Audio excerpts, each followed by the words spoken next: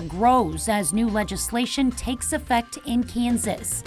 At least 5 people are dead after another round of severe storms rips across the southeastern United States, and why a German clock collector is taking his time adjusting to daylight savings. The 4 states' most watched news starts now. Kansas Governor Laura Kelly signs a bill giving legislative leaders the power to rescind a governor's orders during an emergency. This is KOAM News at Noon. I'm Tanya Bach. Topping our first 7 minutes, new legislation in Kansas rewriting laws on managing the coronavirus pandemic and future emergencies. The measure is now in effect and gives 8 legislative leaders, 6 of them currently Republicans, the power to rescind a governor's orders during an emergency. It also extends the current state of emergency until May 28th, something Governor Kelly saw as crucial instead of letting it expire next Wednesday. Governor Kelly announced on April 1st she will reissue a dozen orders imposed last year, including one requiring people to wear face coverings in indoor businesses and public spaces. County commissions would have to vote to opt out. Top GOP senators, however, promised immediate action against any order creating an undue burden.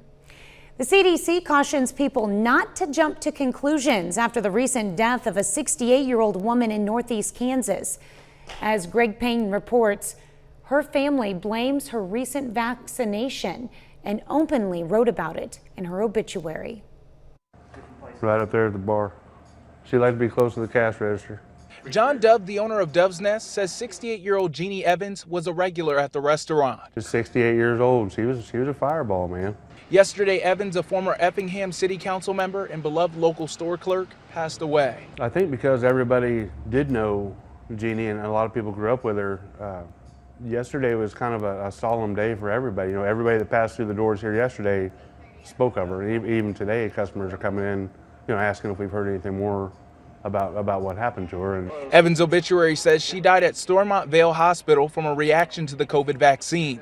The hospital told us today her cause of death hasn't been determined. We reached out to the Kansas Department of Health about the situation. They say she was vaccinated in Jefferson County and that during the waiting period after the shot, she experienced a severe allergic reaction. Evans' death has some in the community shaken up. for those that do want to get the vaccine, that throws a certain level of doubt. And for those of us who probably won't get the vaccine, because I don't even get a flu shot, that definitely kind of seals it off for me, where I'd probably wait. The CDC says until Jeannie's death investigation is complete, it's premature to assign a specific cause of death. Suspicious cases are reported to VAERS, short for Vaccine Adverse Event Reporting System. Now, according to the CDC, more than 2,200 deaths have been reported on the VAERS website. The CDC says to date, VAERS has not detected patterns in cause of death that would indicate a safety problem with COVID-19 vaccines. Well, the fog has cleared and we're set for a beautiful start to the weekend. Michael Hayslip joins us with a first look at the forecast. Miss Tanya, would you like to tell the story about our trip in this morning? Where thank goodness we have towers with lights. Yes, because your visibility was very low with the fog. Tanya and I were talking about during the morning show, the fog's so thick that if we didn't have towers 1,000 feet above the ground with blinking red lights, I don't know about you, I would have missed the turn. Yeah, it came sooner than I thought it would. I'll put it that way. It did. And look at this gorgeous site that we have. This is the same site that we had this morning, Tanya, that we couldn't see 5 feet in front of our face, and it looks absolutely gorgeous right now. Like Tanya said, it's just going to be a perfect end of the weekend, and we've been able to pull this off, even with the cloud cover that rolled in from the west. Now we see it breaking, and we actually lucked out 2 times because the clouds break. This rain, whoop, look at that. It's actually going to skirt all the way north of Kansas City, so we're going to be just fine. What we will pay attention to later on for Saturday, not for today, don't need to worry about today. We will pay attention to the OKC area as far as developing some rain there Saturday afternoon. Temperatures right now already between the mid-50s and low 60s, and we've only just begun our warm-up. We're actually going to be up close to 70 here later on this afternoon. Now, as we push into Saturday morning, clear, mild as can be. Then we develop some rain down here, and as it does, it's right along I-44, both the north and the south. But if you live up to the north or the west of the 4 states of our highlighted counties, you're going to be absolutely fine. So not a whole lot of rain on Saturday, only a 40% chance. Highs in the 72s. A little cold front coming in on Sunday there drops us down to the 60s, but a nice little rebound. Of course, the big weather maker for yesterday and the cleanup that goes on today is what's going on in the southeast portion of the United States, where the tornado outbreak from yesterday spread from Mississippi to Alabama all the way into Georgia. Tanya, I know you've got the latest on it. That's right, Michael. Wave after wave of severe storms pounded the South overnight. Nearly 24 tornadoes reported in Alabama and Georgia, leaving behind a trail of damage stretching for miles. Dozens of homes reduced to rubble and at least 5 lives lost in Calhoun County, Alabama. Well, a massive container ship blocking one of the world's busiest shipping routes could take weeks to move. CBS's Elizabeth Palmer is tracking the latest developments from the Suez Canal. This is a real monster of a problem. The Ever Given's owners say a gust of wind pushed it and its huge cargo of containers sideways, and now it's stuck. Heavy equipment has been working day and night to free it. And as long as it's in the way with other ships piling up behind it, it's holding up 10% of the world's trade. At 1,300 feet, the Ever Given is almost as long as the Empire State Building or Chicago's Willis Tower are tall. Wedged across a canal just half that size. Diggers have been clearing sand away so at high tide, tugboats can try to pull it free. If that doesn't work, salvage crews may drain its fuel tanks to make it lighter, but then there's a risk of capsizing the ship. Actually, Giora Kadar is a marine underwriter in Tel Aviv. we are talking about a very accurate navigation. It's like a brain surgery. The beam of the boat is 50 meters. Means you have 25 meters to play with. So there was no wiggle room.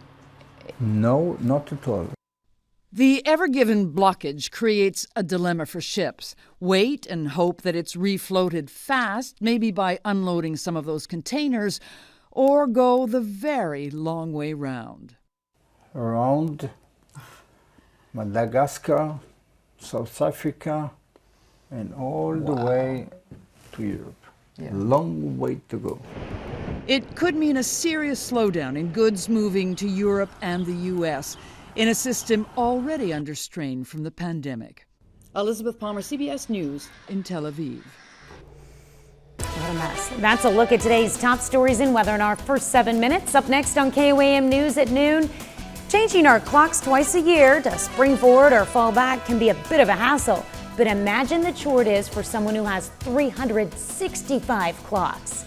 And later, we're making homemade beet borscht in the Mr. Food Test Kitchen.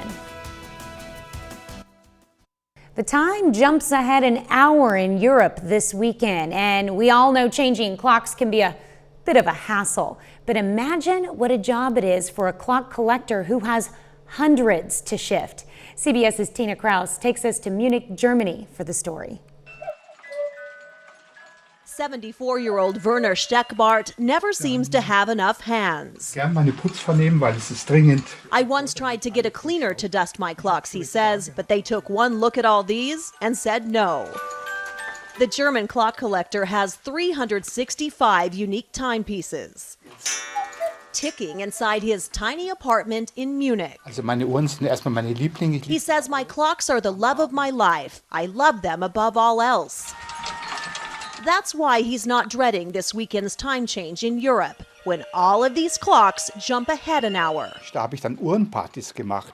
When I was young and beautiful, he says, I'd host clock parties with friends to get some help. But these days, I do it all alone. And he takes his time, carefully caressing each clock as he goes. Meine Mitzi. He says most are gifts from his mother, who started his collection and told him time goes faster than you think. And while he may be in a race against time twice a year, Steckbart says he enjoys every minute of it. Tina Kraus, CBS News. Takes me a long time to just change 4 clocks. Well, Steckbart says while some people take sleeping pills to get a good night's rest, he just relies on the constant sound of ticking, and it works every time. Still to come on the KOAM News at Noon, Mr. Food. They peak in the fall, but are a welcome addition to our salads and soups. They're beets, and today we'll show you how to cook them. But first, Michael Aislip returns with your complete forecast.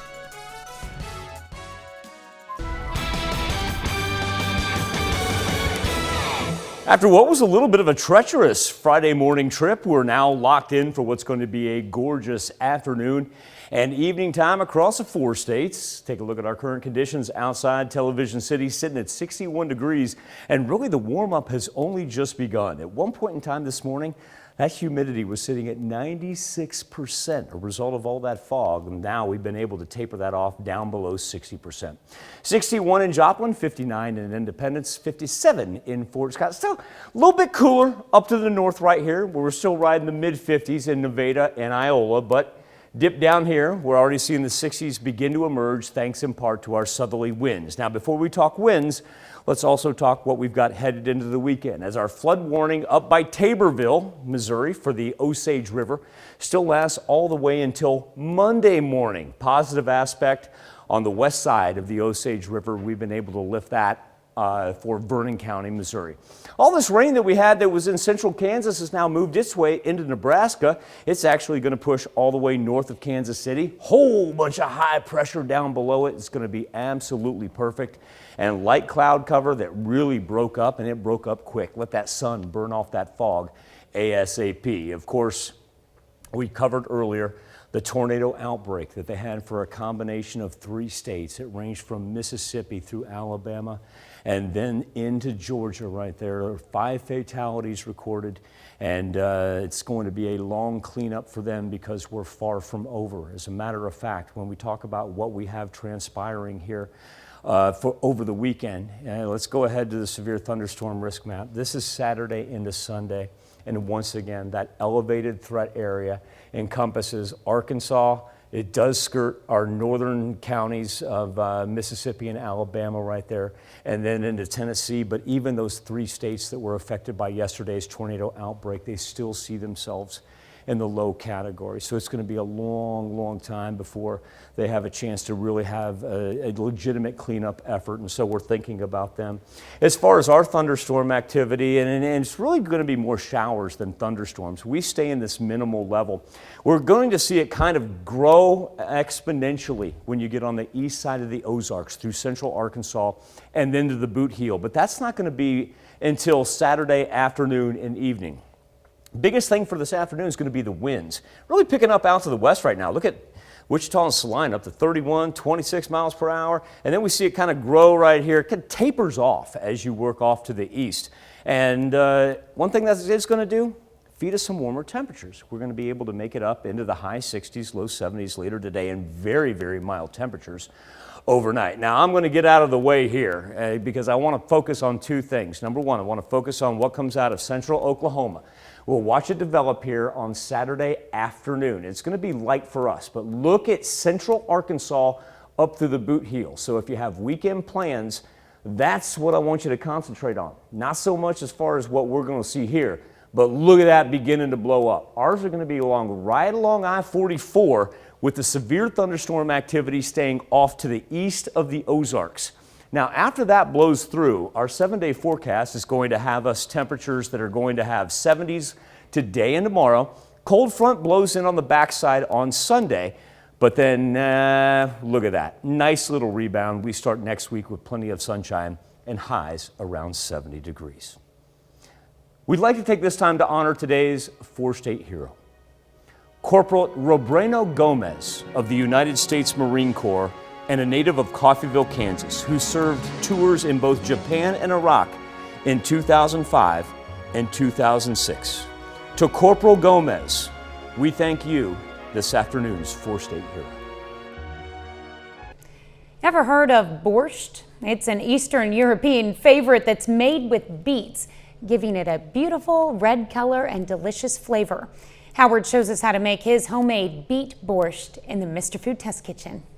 Today I want to talk about a veggie that is often overlooked, but once it's discovered, or shall I say rediscovered, it becomes a new favorite. What is it?